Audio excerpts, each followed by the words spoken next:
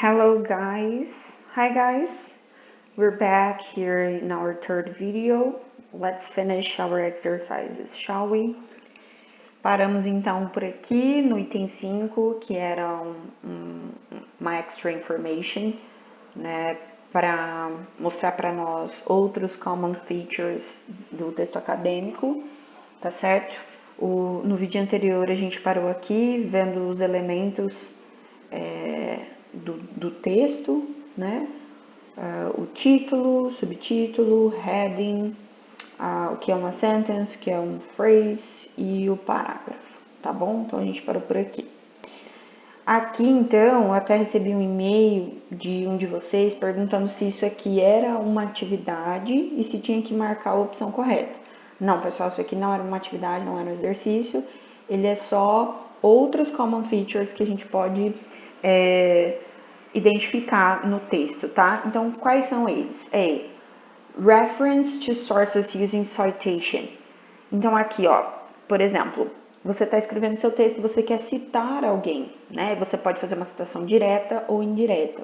A direta, nós utilizamos as palavras do autor mesmo, a gente não muda nada, usa aspas para fazer a citação, ou se for mais de 3 linhas, tem recuo de 4 centímetros, tudo isso a gente vai ver na parte de formatação também. E coloca lá no texto. Tem que ter o nome do autor, o ano que ele publicou aquele texto e a página, tá? Então aqui, nessa informação extra, nós temos According to Tamura et al., 2009, né? 2009. Outra coisa que nós podemos observar é o uso de abreviações para economizar espaço ali, tá?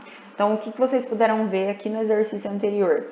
Que ele vai dizer o que é, mas logo em seguida ele usa uma abreviação entre parênteses. Por quê? Porque ao longo do texto, depois dessa explicação do que é a abreviação, o autor pode usar somente a abreviação para economizar esse espaço, tá bom? Então, a gente tem ali o DHA e se a gente voltar tem EPA também, que são os tipos de ômega 3, tá? Outro feature é o uso de itálico. Quando que a gente usa o itálico?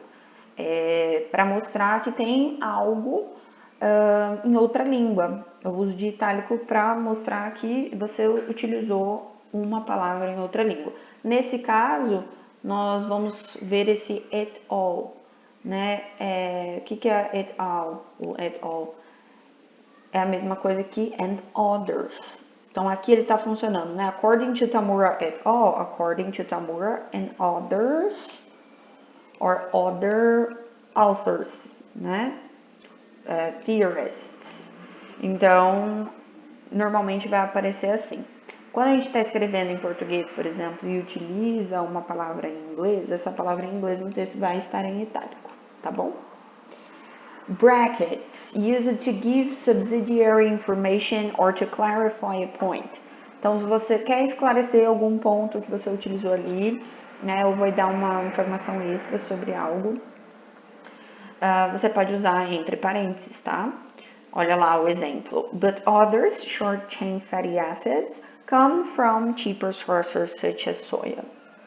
Então, esse é um exemplo. Essas são 4 pontos a mais que nós temos aqui de exemplo de common features no texto, beleza?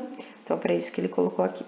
Seguimos, então, com o próximo exercício para falar um pouquinho sobre simple and complex sentences. Então, ele dá uma tabelinha aqui com alguns números, tá? A gente está vendo a produção anual de veículos de uma companhia no intervalo do ano de 2005 até o ano de 2009. Então, nós temos aqui números de produção. E aí, olha só, o que ele traz para nós? Ele traz simple sentences and complex sentences. As sentences sempre vão trazer verbos, né? All sentences contain verbs. Qual que é a diferença de phrase? Phrase não precisa necessariamente trazer um verbo. Pode trazer? Pode, mas não necessariamente é necessário. Não necessariamente é necessário, essa é ótima, né, pessoal? Mas não necessariamente traz um verbo. Ok. Outra diferença que vocês podem notar, eu deixei na descrição do vídeo anterior. Lá no vídeo anterior, no vídeo 2, eu deixei lá na descrição uma diferençazinha entre sentence e phrase, beleza? Então, se vocês tiverem alguma outra dúvida, dá uma checada lá que eu deixei para vocês. Então, vamos lá, olha lá. In 2005, the company produced over 135,000 vehicles. Between 2005 and 2006, vehicle production increased by 20%. Vou ler de novo que ficou meio ruim. Between 2005 and 2006, vehicle production increased by 20%. Então, olha só, nós temos duas clauses aqui. Tem essas sentences com ideias diferentes que podem ser conectadas. Como? A gente vai ver aqui agora. Como que nós podemos conectar duas clauses assim?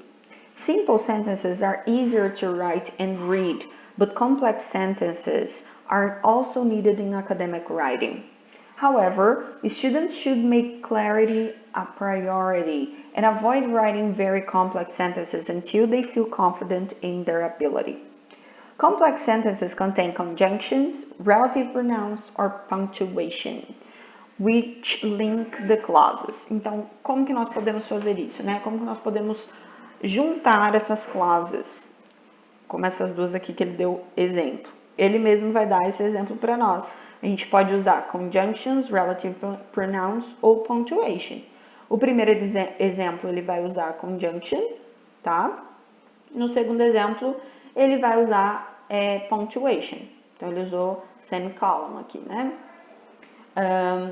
Então, olha só, o primeiro. In 2005, the company produced over 135,000 vehicles, que é aquela primeira clause que a gente viu lá em cima, tá vendo?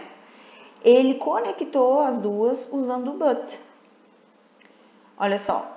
In 2005, the company produced over 135,000 vehicles, but between 2005 and 2006, production increased by 20%.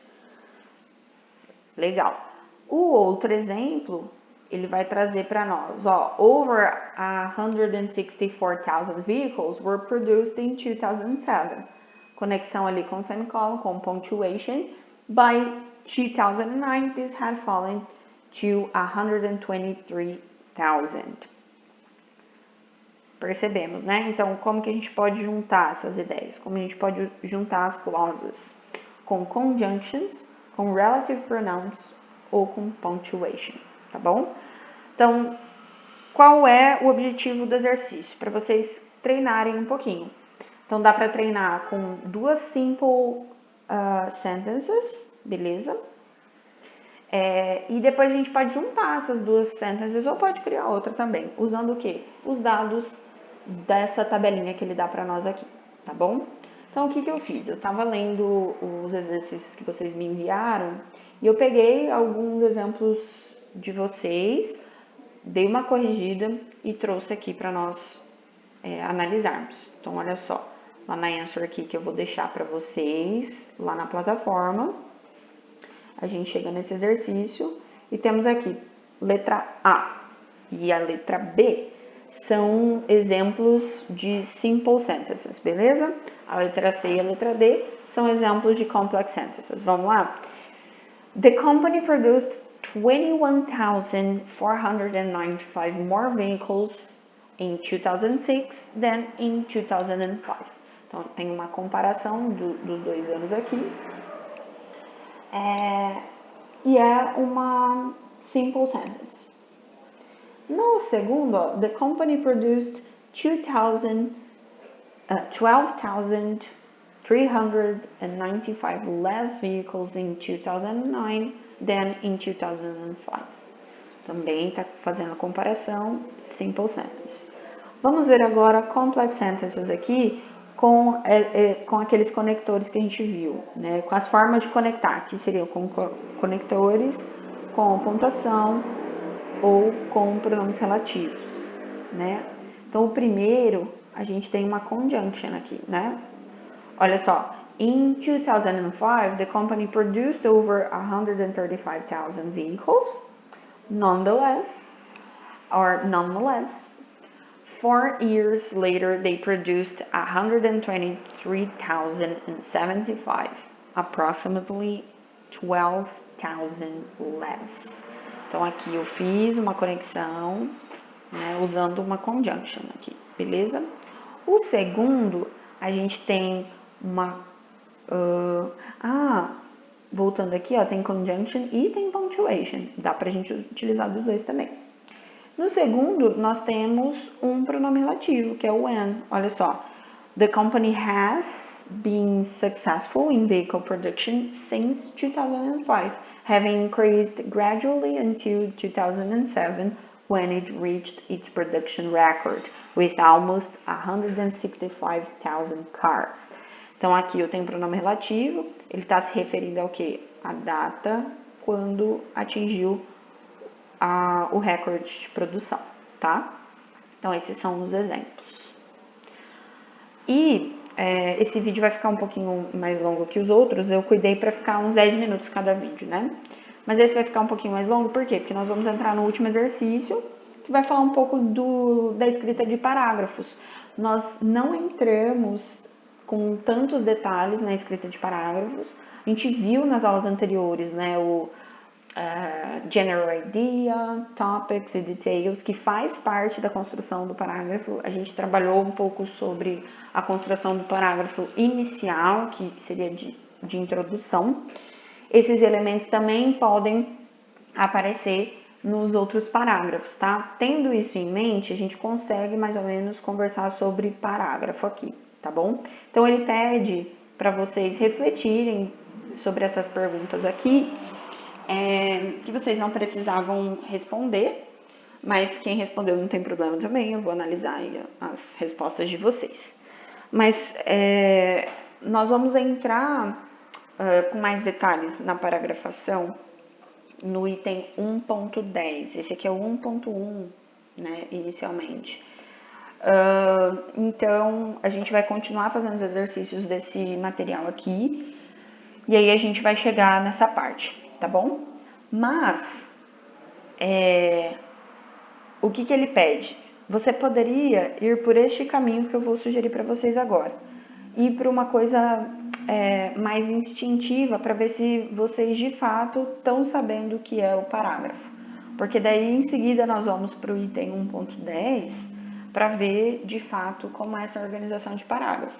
Então vocês poderiam refletir um pouco sobre o que é parágrafo, por que os textos são divididos em parágrafos, qual é a extensão de um parágrafo, né? E se os parágrafos eles têm um padrão de estrutura, tá bom? Tudo isso vocês vão ver que eles podem diferir de acordo com o gênero textual que você está produzindo, tá? Mas a gente já tem um pouquinho de ideia pelo que nós estudamos sobre general idea, topics e details, tá bom? Então, o que ele queria que você fizesse? Que você organizasse esse texto aqui, tá? Em parágrafos. Então, eu gostaria que vocês organizassem. Eu deixei aqui no answer aqui a minha organização. E aí a gente vai ver o porquê, vai estudar um pouquinho dessa organização de parágrafo no item 1.10, tá bom? Que vai ficar para alguns exercícios aí para frente. Então, não vou entrar muito agora, só vou deixar aqui como uma referência para vocês verem se vocês tiveram mais ou menos a mesma linha de raciocínio, tá bom? Bom, gente, é isso. That's it. I hope you guys make the most of this. E fiquem de olho na plataforma, lá no nosso Google Classroom, que os próximos exercícios eu vou pedir por lá, ok? Bye bye. Have a good time at home. Be safe and sound.